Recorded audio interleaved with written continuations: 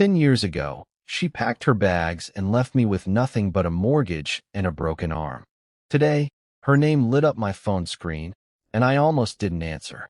I stared at those four letters, MY, glowing in the dark of my kitchen, and for a moment I forgot how to breathe. 10 years is a long time to build a life out of the wreckage someone left behind. 10 years is also, apparently, not long enough to stop your hands from shaking when her name shows up uninvited. I want to tell you what happened next, but first I need you to understand what came before, because none of it makes sense without the beginning. This is a true kind of story. The names have been changed, but the weight of it has not. Before we dive deeper, let us know in the comments where you're watching from. We'd love to hear from you. And don't forget to hit that subscribe button so you never miss any of our upcoming videos. Because by the end of this call, one of us was going to have to decide what forgiveness is actually worth, and I promise you, the answer is not what you think. My name is Daniel. 10 years ago, I had a mortgage, a business I believed in, and a woman I thought would stay through anything. I was wrong about at least one of those things. Maya and I met in our 20s, back when everything felt like it was still being decided, back when the future was a blank page instead of a verdict. She had a way of making a room feel warmer just by walking into it, and for 6 years I built my life around that warmth without ever once asking what would happen if it left. I remember the hospital bed before I remember the diagnosis. I remember the moving truck outside our apartment before I remember agreeing to let it come. I remember a wedding ring sitting alone on a kitchen counter longer than I remember taking it off. Some memories arrive out of order because your mind protects you from the parts that hurt the most and only lets them back in one piece at a time. That is what this story has been for me. Pieces arriving late, in no particular order, until finally they added up to something whole. Who is Maya, really, and why did she leave the moment I needed her most? Was it something I did? Something I failed to see coming? Or was it a decision she had already made long before I noticed anything was wrong? And after everything, after 10 years of silence, why was she calling me now, tonight, on an ordinary Tuesday, when nothing about our lives had touched in over a decade? Those are the questions I sat with while her name kept flashing on my screen. I want you to sit with them too, because the answers are not simple, and they are not what either of us expected. There are two versions of every ending. There is the version the person leaving tells themselves, the one that lets them sleep at night. And there is the version the person left behind carries for years afterward, replaying it in quiet moments, looking for the sentence they should have said differently. I have spent a decade living inside my version of this story. I did not know, until that phone rang, that Maya had spent just as long living inside her own. Two people, two versions of the same 6 years, and neither of us fully understood the other's story until this call forced us to finally compare them. I want to walk you through all of it, from the very beginning, because I think there is something in this story that applies far beyond the two of us. It is a story about ambition and fear, about what happens when the people we love decide we are no longer worth the risk, and about what it costs to become someone new after being left with nothing. Stay with me through this one. I promise the ending is not the one you are expecting, and by the time we get there, I think you will understand why I almost didn't answer the phone, and why, in the end, I am glad that I did. Before the ending, there was a beginning, and it was a good one.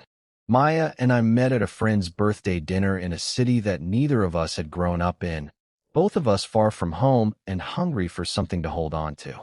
She laughed loudly at her own jokes before anyone else caught up, and I found that I liked being the person who caught up first. We spent that first night talking long after everyone else had gone home, sitting on the curb outside the restaurant because neither of us wanted to be the one to say goodnight. By the time the sun came up, I already suspected I was in trouble, the good kind of trouble, the kind you don't try very hard to avoid.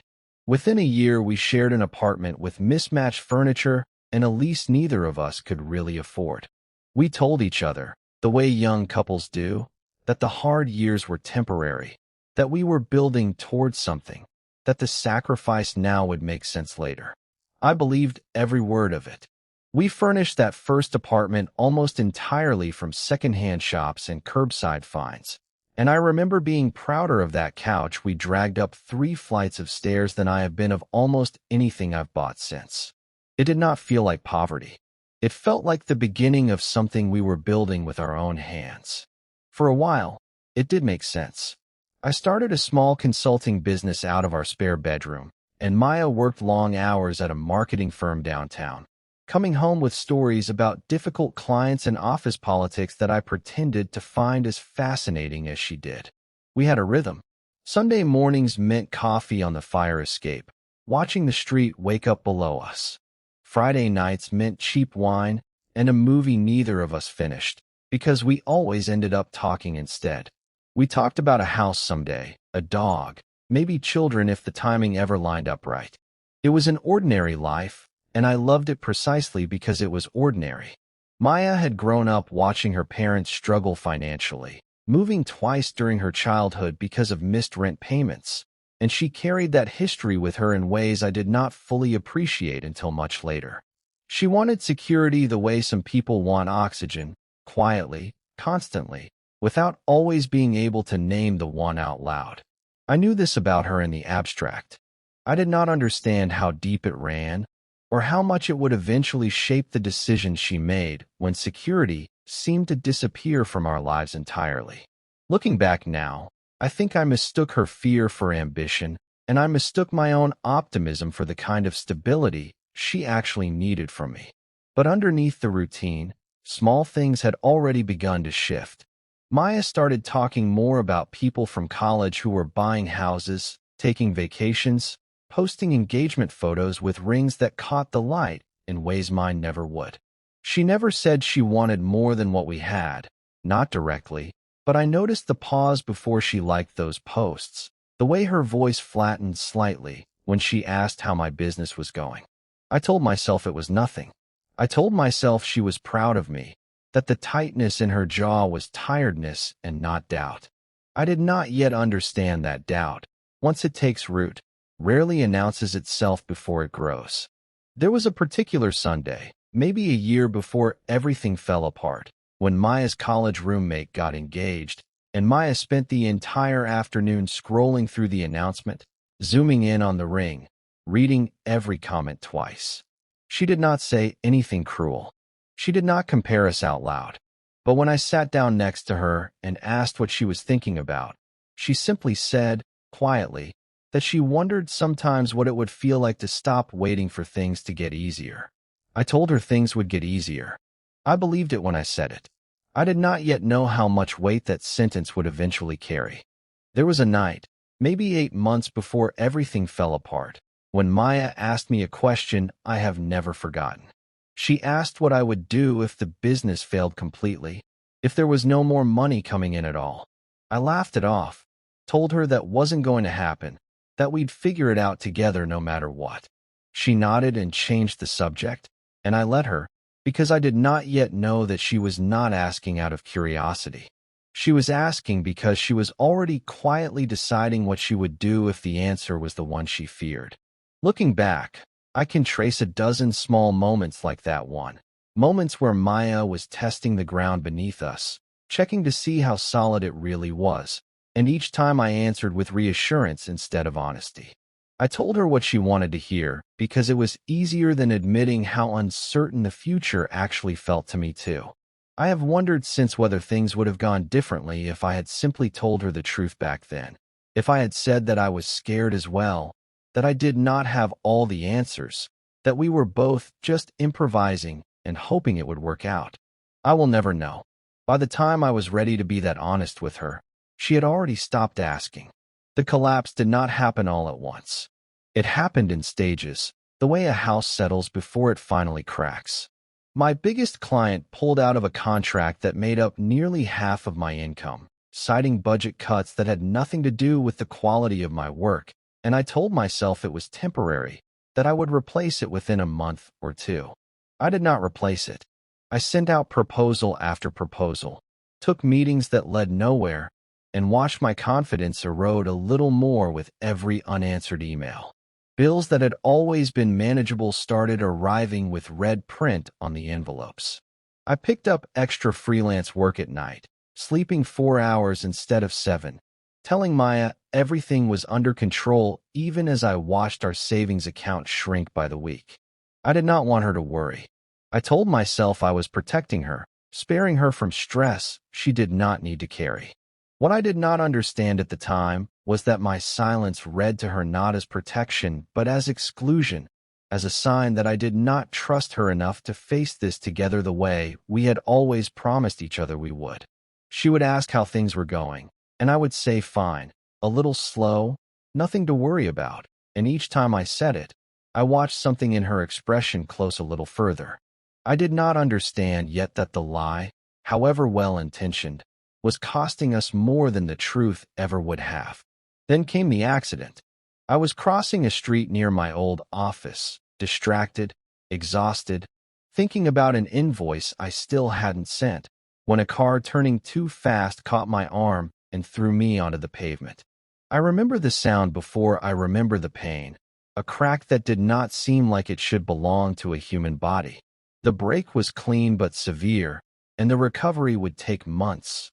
Months during which I could not type, could not drive, could not do the freelance work that had been keeping us afloat. I remember waking up in the hospital and seeing Maya's face above mine, pale and frightened, and for one brief moment I felt relief, because I thought that whatever came next, we would face it together the way we always said we would.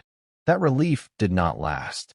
In the days immediately following the accident, Maya was attentive, bringing meals, helping me dress, sitting beside my hospital bed long after visiting hours technically ended. I remember thinking, in a haze of pain medication, that this was proof we would be all right, that crisis had a way of revealing what people were truly made of, and I believed what it revealed about Maya was devotion. I did not yet understand that devotion and endurance are not the same thing, and that endurance, unlike devotion, has a limit that can be quietly reached without ever being announced. Over the following weeks, as the reality of a slow recovery and an even slower business settled in, Maya grew quieter, more distant, answering my questions in short sentences and finding reasons to stay late at work even when I needed help at home. I told myself she was overwhelmed, that anyone would be. I noticed she had started scrolling through apartment listings on her phone late at night, when she thought I was asleep, cities I did not recognize, prices that suggested a life very different from the one we were currently living. I told myself it was idle daydreaming, the kind everyone indulges in during hard times. I did not yet understand that for Maya, daydreaming and planning had quietly become the same activity. Then one evening I came home from a physical therapy appointment, my arm still in a sling, exhausted in a way that went beyond the physical, and found 2 suitcases by the door. I remember standing in the doorway for a long moment, not understanding what I was looking at, my mind refusing to assemble the pieces into their obvious conclusion. Maya was sitting on the edge of the couch, her coat already on, her hands folded in her lap in a way that told me she had rehearsed this moment more than once. She told me she couldn't do this anymore, that she had tried, that she needed a life that felt like it was moving forward instead of one that kept falling apart around her. I asked her to stay. I asked her to give me 6 more months, told her the business was turning a corner, that the worst was already behind us. I believe I even said the word please more than once, though the memory of that part is blurred in the way that only the most painful memories become blurred, as if some part of the mind steps in to soften the edges before they can cut too deep. Maya did not raise her voice. She did not cry, not in front of me. And later I would learn that this composure had cost her something too, that she had cried alone in the bathroom before I came home, needing to be certain she could get through the conversation without changing her mind. She told me she was sorry, and then she was already calling a taxi. I did not beg after that first attempt. I did not have the strength left to. I watched her carry the last of her boxes down 3 flights of stairs while I stood in the doorway with one arm still useless at my side, unable to help even if I had wanted to. and I said nothing, because there was nothing left in me to say. I remember the specific sound of the taxi door closing, a small, final click that seemed disproportionately loud in the quiet of that evening. I remember standing in the doorway long after the car had pulled away, staring at an empty street, waiting for some part of me to catch up to what had just happened.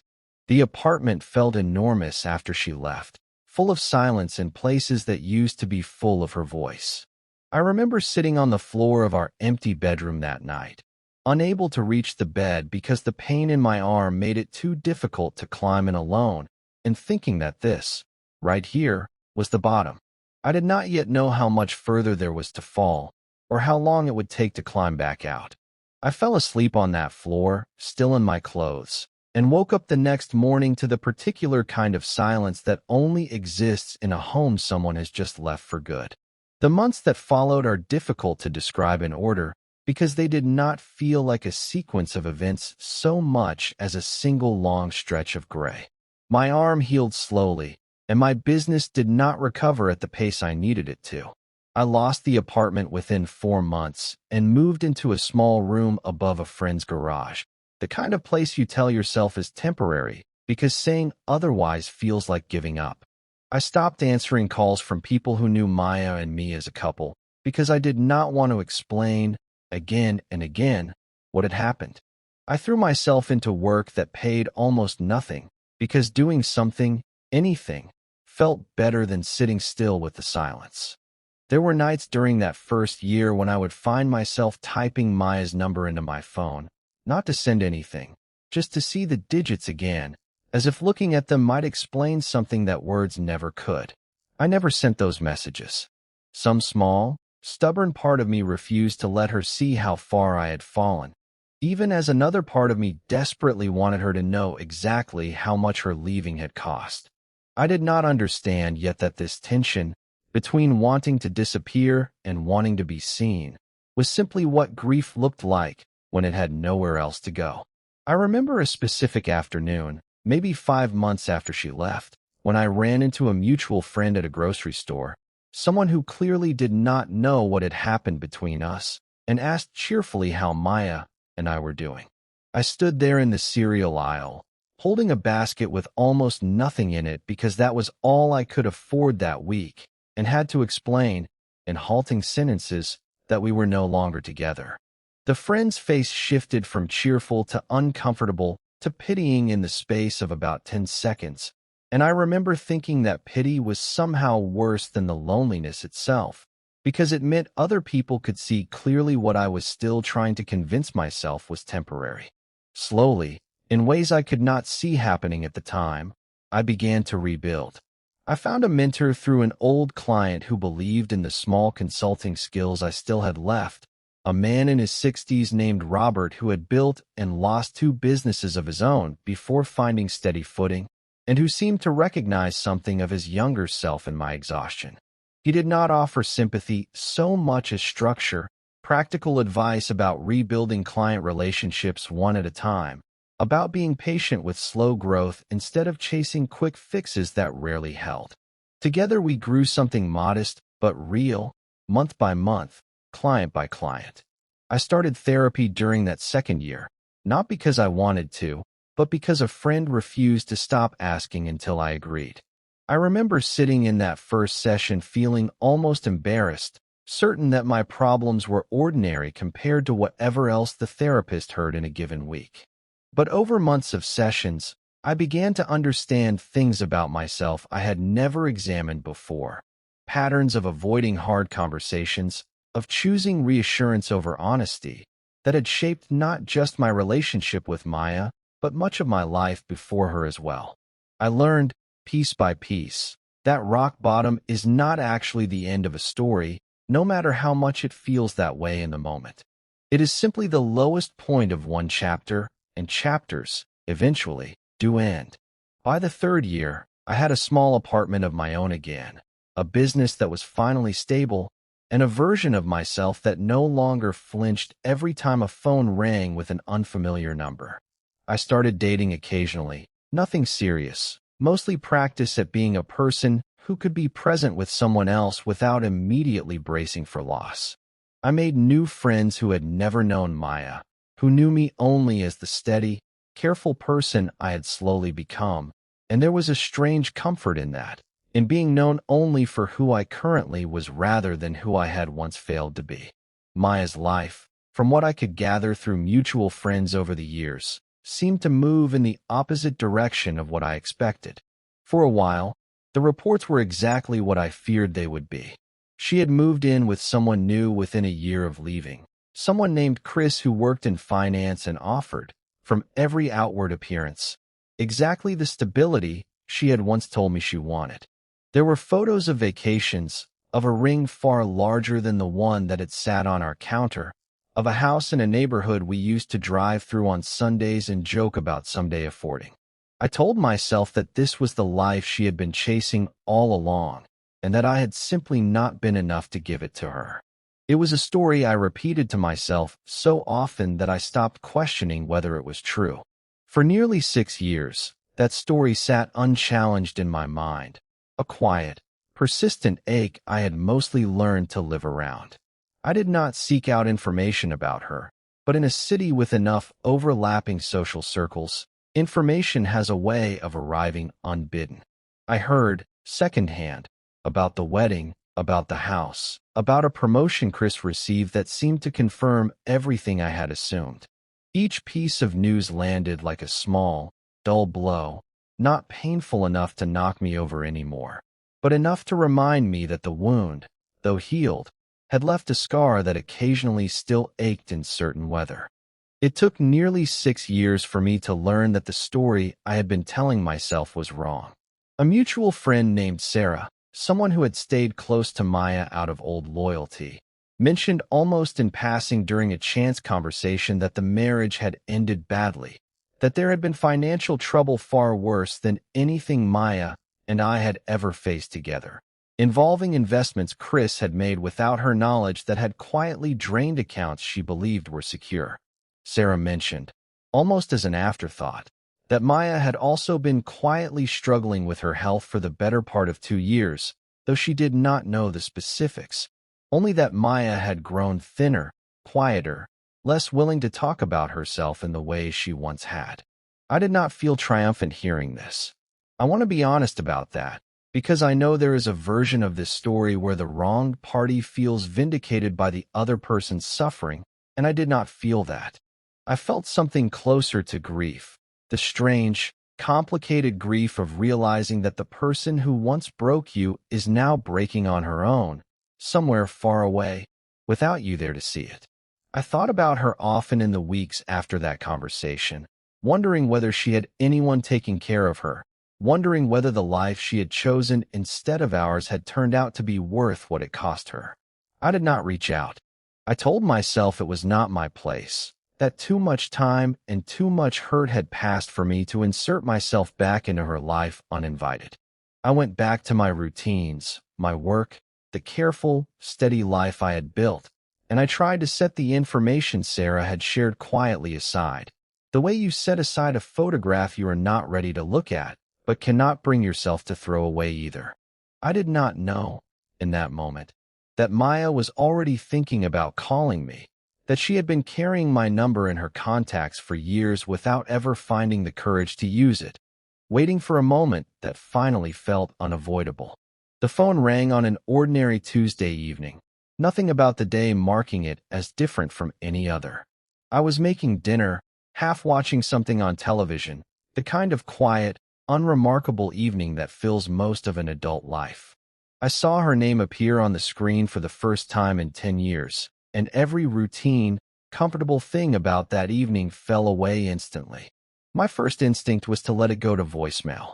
I had built a life that no longer needed her presence in it, and some part of me worried that answering would undo years of careful, hard-won peace.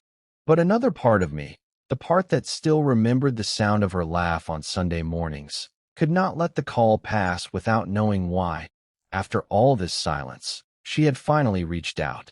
I let it ring 3 times before I answered, my thumb hovering over the screen the entire time. And even now, I cannot fully explain what finally made me accept the call instead of letting it disappear into voicemail the way I had planned.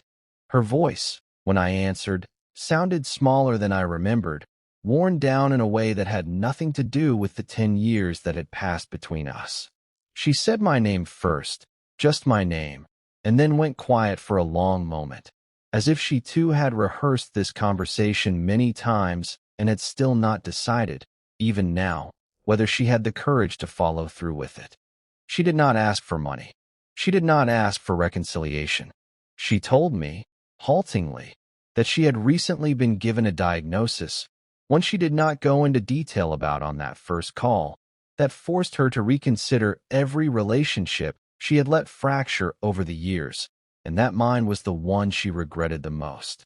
She said she was not calling to ask me to fix anything, only to say the words she should have said the night she left with 2 suitcases and a taxi waiting outside.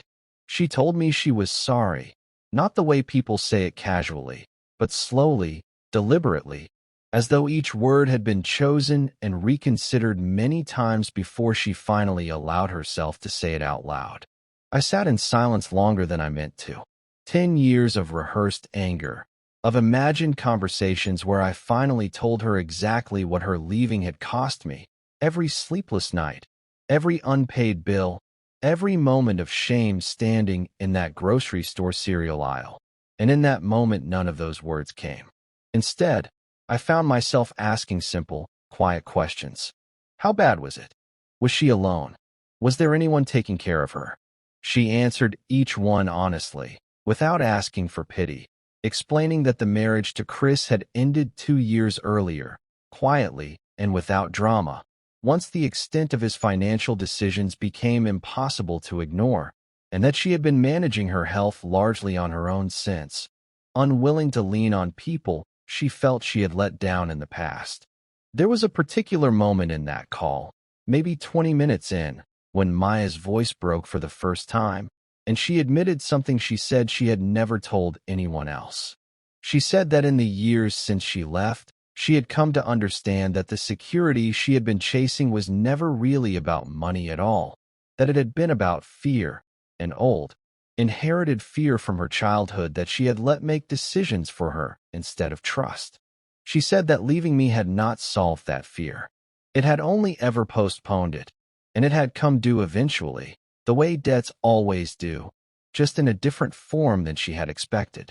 I told her, for the first time in that conversation, about the year I spent above a friend's garage, about therapy, about Robert, and the slow rebuilding of my business. I do not know why I chose to share those details with her, except that something about her honesty made me want to offer honesty in return, a kind of fairness I had not planned, but that felt necessary once the conversation reached that point. She was quiet while I talked, and when I finished, she said simply that she was proud of me, and that she wished she could have been there to see it happen, even knowing she had no right to that wish anymore. By the end of the call, neither of us had said the word forgiveness out loud, but it was sitting there between us all the same, waiting to be decided. I told her I needed time. She said she understood, and for the first time in 10 years, I believed she meant it. We stayed on the phone for nearly an hour that first night, longer than either of us seemed to expect, talking not about reconciliation, but simply about the years that had passed, filling in gaps neither of us had been present for. When we finally said good night, neither of us mentioned speaking again, but neither of us said goodbye in a way that closed the door either. I did not call her back the next day or the day after that. I spent nearly a week turning the conversation over in my mind, talking it through with the same friend who had once forced me into therapy, trying to understand what I actually owed a woman who had once left me at my lowest point without a backward glance. My friend asked me a question that stayed with me through that entire week. She asked whether I was trying to decide if Maya deserved forgiveness, or whether I was trying to decide if I deserved to stop carrying the anger I had held onto for 10 years. I did not have an answer right away, but the question itself felt like it was pointing towards something true. Forgiveness, I realized over the course of that week, is rarely about the other person at all. It is about deciding what you are willing to keep carrying and what you are finally ready to set down. I thought about the years I had spent quietly measuring my own worth against Maya's decision to leave, using her absence as evidence of some deficiency in myself that I had spent a decade trying to correct. I did not want to carry 10 years of bitterness into whatever came next in my life, and that realization, more than any lingering affection for Maya, was what finally made the decision for me. I called her on a Thursday evening and asked if I could come see her, not to reconcile. I told her clearly, but because some conversations deserve to happen in person rather than through a phone line. She agreed, her voice cautious but grateful, and we settled on a Saturday morning, giving both of us a few more days to sit with what was coming. I remember very little about the drive to her apartment except the strange calm that settled over me somewhere around the halfway point, a calm I had not expected and had certainly not planned for. I drove to see her on that quiet Saturday morning, not as the man who once stood helpless in an empty doorway, but as someone who had rebuilt his life brick by brick without her help. She looked smaller in person than I remembered, tired in a way that photographs never capture, and there was a fragility to her that the confident, composed woman I remembered from a decade earlier had never shown. We did not fall back into each other's arms the way stories like this sometimes promise. Instead, we sat across a small kitchen table, mugs of coffee neither of us drank going cold between us, and talked, honestly, for the first time in over a decade, about everything that had gone wrong and everything that had happened since. She told me more about her health that morning than she had shared on the phone, about the treatment she was undergoing, about the isolation of facing a difficult diagnosis largely alone after a marriage that had left her more financially and emotionally depleted than she had let anyone see. I told her more about the years I had spent rebuilding, about the specific fear of answering unfamiliar phone calls that had taken years of therapy to unlearn, about how her leaving had taught me things about myself I might never have otherwise confronted. Neither of us tried to rewrite the past into something kinder than it had actually been. We simply told the truth, finally, to each other, after 10 years of only telling it to ourselves. It was not romantic. It was something quieter and, in its own way, more important than romance. It was closure, finally arriving after 10 years of waiting for it. Arriving not as a dramatic reconciliation, but as two people sitting at a small table, finally honest about who they had been and who they had since become. Before I left that morning, Maya asked if we might stay in touch, not as anything more than what we currently were, but as two people who had once mattered deeply to each other and did not want to lose track of one another again. I told her I would like that, and I meant it. I left her apartment that afternoon without any promise of what would come next between us, and I found that I did not need one. What I needed, and what I finally received, was the ability to stop carrying a decade of unanswered questions. In the months that followed, we spoke occasionally, checking in, nothing more, both of us respecting the boundaries we had quietly agreed to without ever explicitly stating them. It was enough. It was, in fact, more than I had ever expected to have again. This is not a story about two people finding their way back to each other. It is a story about what happens when you are finally strong enough to answer a call you once believed you could not survive, and to discover that surviving it changes you into someone the old version of yourself would hardly recognize. I think often about the man who stood in that doorway 10 years ago, arm in a sling, watching a taxi pull away, and I do not recognize much of myself in him anymore, except perhaps the simple fact that he kept going, one difficult day at a time, until eventually the days stopped being quite so difficult. Would you have answered that call? Would you have driven to that kitchen table? I still ask myself both questions, and some days the answer surprises even me. What I know for certain is that rock bottom, however permanent it feels in the moment, is rarely the end of the story. It is simply the point at which the story quietly turns and begins, slowly, to become something else entirely. If this story moved you, tell me in the comments what you would have done in Daniel's place. whether you believe forgiveness is something we owe others or something we ultimately give ourselves. I would genuinely love to know whether you think Daniel made the right choice driving to that kitchen table, or whether you would have kept the door closed for good. And if you found yourself holding your breath through this one, wait until you hear the story we're bringing you next, because it may be even harder to believe. If you believe in second chances, or if you're still not sure you do, subscribe to this channel so you never miss the next story, because these are the ones that tend to stay with you long after the video ends. Thank you for spending this time with Daniel's story. We'll see you in the next one.